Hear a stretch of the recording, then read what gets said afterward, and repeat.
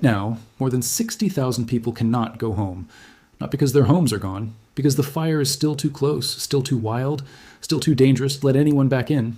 That is enough people to fill a huge sports stadium, and every single one of them is stuck in a school gym or a relative's spare room, watching the news to see if their street survives the night. This is what is happening in Spain and France right now. Giant wildfires are ripping through forests and hills near Madrid and Valencia in Spain and near Bordeaux in France. Thousands of hectares of land, that is thousands of soccer fields worth of trees and grass, have already turned to black ash. The heat is so extreme that some of these fires are making their own weather. Yes, you read that right. Some of these fires are so powerful they are creating actual storm clouds, the kind that can produce lightning. A fire that makes lightning. Sit with that for a second. People who live near these fires say it does not feel like a normal bad summer. One woman living close to Bordeaux said it feels like living in a war zone. Another described watching a wall of orange flame roll over a hill toward her house like something out of a disaster movie, except it was really happening outside her window. So how does a normal, sunny European summer turn into something this frightening? How does a small fire in the woods grow into a monster that swallows entire hillsides and forces tens of thousands of people out of their homes? And why does it seem to be getting worse every single year? We are going to walk through all of it. We will look at what is actually happening on the ground, what a fire cloud really is, and why it is more dangerous than regular smoke, how the smoke from these fires is quietly affecting the air that people breathe hundreds of miles away, and whether this is just bad luck or something bigger going on with our planet. Before we get into it, if stories like this catch your attention, the ones that sound almost too wild to be true but turn out to be completely real, do us a favor and hit subscribe. We dig through the confusing science and the scary headlines every week and turn them into something you can actually understand in plain, simple words. No boring jargon, no need for a science degree. If that sounds useful to you, tap that button now so you do not miss the next one. All right, let's get into it. Section 2, a family's run from the flames. To really understand how scary these fires are, numbers on a screen are not enough. You need to hear what it is actually like to be there when the fire comes for your house. Think about a normal, lazy afternoon. The sun is out. A family is sitting by their pool in the south of France, sipping a cold drink, not a worry in the world. Then someone notices a thin line of smoke rising over a hill in the distance. It is far away. It does not look like a big deal. They call the local fire service just to be safe, and the fire service tells them not to worry. The fire is under control. A few hours later, everything changes. The wind shifts direction. Now the smoke is not drifting away anymore, it is drifting straight toward them. Within minutes, what was a distant smudge on the horizon becomes a churning wall of orange flame rolling over the top of the hill right in front of their house. The fire is not creeping anymore. It is running faster than a person can walk, faster than most people can even react. Down the road, their neighbors are already in trouble. Flames have jumped straight into their garden. They grab whatever they can carry and get out, some of them pulling on masks just to breathe through the thick smoke filling the air. It is chaos. There is no time to think about what to save and what to leave behind, only time to run. Back at the house, by the pool, the family makes the same choice. The kids are not grabbing photo albums or important papers. They are doing what kids do in a moment of pure panic, grabbing their favorite games and a stash of chocolate, because in that instant, their brains cannot process anything bigger than that.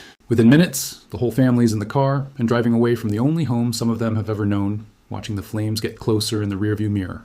They do not go back for 4 days. 4 days of not knowing if their house is even still standing. 4 days of imagining the worst every time they close their eyes. When they finally get permission to return, they drive back up that same road, terrified of what they are about to see. The hillside that used to be green and covered in trees is now completely black, like someone took a giant paintbrush and painted the whole landscape with charcoal. It looks like the surface of the moon. But then they turn the corner toward their own house, and there it is, untouched. The garden is a little singed at the edges, but the house is standing exactly as they left it. They are some of the lucky ones. Stories like this are playing out over and over again across Spain and France right now. Entire neighborhoods evacuated in a matter of hours. Families making split-second decisions about what to grab and what to leave. And here is the part that should really make you sit up. These fires are not staying small and manageable. They are growing into something that scientists have a very specific and honestly kind of terrifying name for.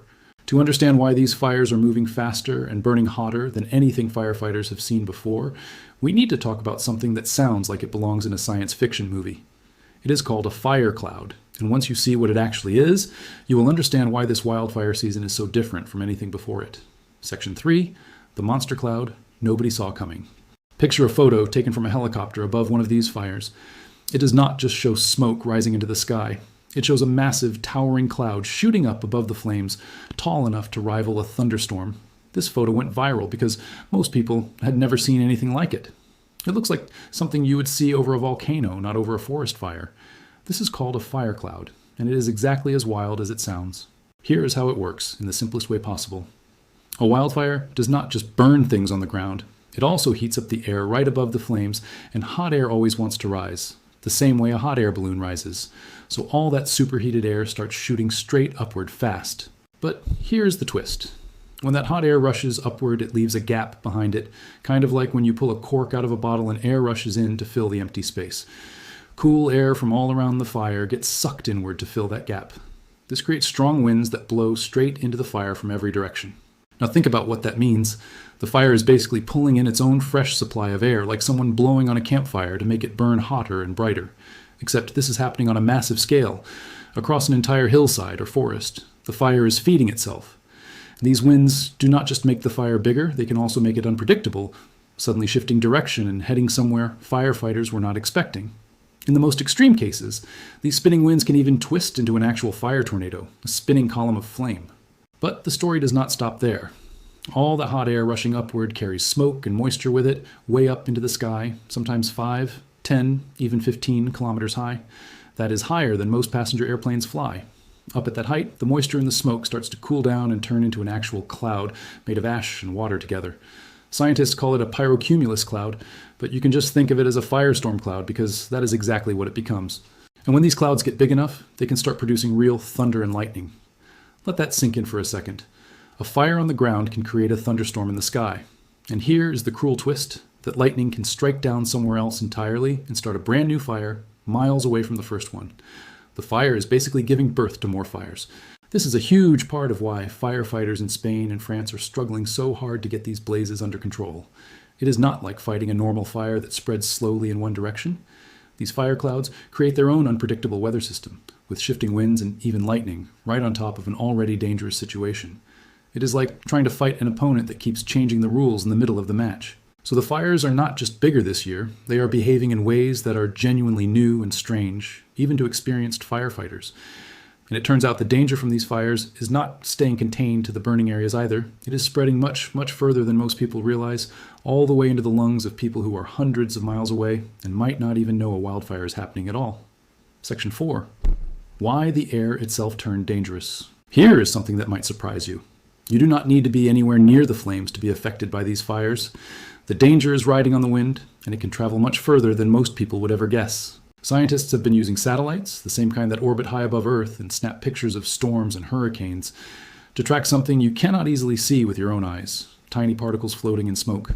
These satellites can measure something called the aerosol index, which is basically a way of tracking where all that smoke and dust is drifting across the sky, even when it looks like a clear day on the ground.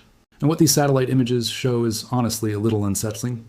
The smoke from these fires is not just hanging over Spain and France, it is spreading out across huge stretches of Europe, drifting on the wind like a drop of ink spreading through a glass of water. Places that are nowhere near the actual flames are still ending up under a haze of smoke particles without most people even realizing why the sky looks a little different that day. So why does this actually matter for your health? Think about what is really being burned in a wildfire. It is not just wood. It is entire forests, bushes, grass, all kinds of plants, and plants are what scientists call organic material. When organic material burns, it does not just turn into smoke and disappear. It releases tiny particles into the air, so small you cannot even see them individually, but small enough to slip past your body's natural defenses and get pulled deep into your lungs every time you take a breath. On top of those tiny particles, burning plants also release gases with complicated names, but here is the simple version. Some of them are the same kinds of gases that come out of car exhaust pipes. Breathing them in is not good for anyone, but it is especially rough on people with breathing problems like asthma, older people, and young children. There is one more twist that makes things worse. Sometimes weather conditions create something called a temperature inversion. Normally, warm air near the ground rises up and mixes with the cooler air above it, which helps spread pollution out and dilute it. But during a temperature inversion, a layer of warm air actually sits on top of a layer of cooler air near the ground, like a lid on a pot. This traps all that smoke and all those pollutants close to the surface, right where people are walking around, breathing, going about their day. Instead of the smoke rising and thinning out, it just sits there, getting thicker. And it is not only people who feel the effects. All that pollution eventually has to come back down to Earth somehow. And when it does, it can land on crops, soak into soil, and even make lakes and rivers more acidic than they should be. So a fire that starts in one forest can end up quietly touching farmland, water supplies, and the air quality of towns and cities that never saw a single flame. This is the part of wildfires that rarely makes headlines because it is invisible. There is no dramatic video of a house on fire. It is just a slightly hazier sky, a scratchy feeling in your throat, a headache that will not go away. And most people never connect the dots back to a fire burning hundreds of miles away. So between the fires themselves, the fire clouds they are creating, and the smoke drifting far beyond the flames, this wildfire season is turning into something much bigger than a local disaster. Which raises the obvious question everyone keeps asking. Is this just an unlucky summer, or is something bigger going on? Section 5. Is this the new normal? Here is the question everyone wants answered. Are these fires just bad luck this year, or is something bigger changing? Scientists who study our climate have been watching patterns like this for years, and they keep pointing to the same answer. Our planet's climate is shifting, and Europe happens to be warming up faster than almost any other continent on Earth. That is not a small detail, that is a huge deal, because it changes the basic conditions that make wildfires start and spread in the first place. Here's the simple version of why that matters. As temperatures climb higher, heat waves are not only becoming more common, they are lasting longer and hitting harder than they used to. At the same time, many parts of Europe are actually getting less rain during the summer months. So you end up with a stretch of weather that is both hotter and drier than what used to be normal, and that combination is basically a recipe for wildfires. But here's a detail that a lot of people miss. The heat itself does something sneaky to the ground. When the air gets hotter, water evaporates out of the soil and out of plants much faster than it normally would. This is not some complicated new discovery either. It is a basic law of physics that scientists have understood for close to 200 years. So even in years when the actual amount of rainfall does not change much, hotter temperatures alone are enough to dry everything out faster, turning forests and grasslands into what is basically fuel just waiting for a spark. And it turns out winter plays a sneaky role in all of this too. In a lot of places across Europe, winters have actually been getting warmer and wetter, not colder and drier. That might sound like a good thing on the surface. More rain in winter, right? But more winter rain means more plants and grass grow than usual.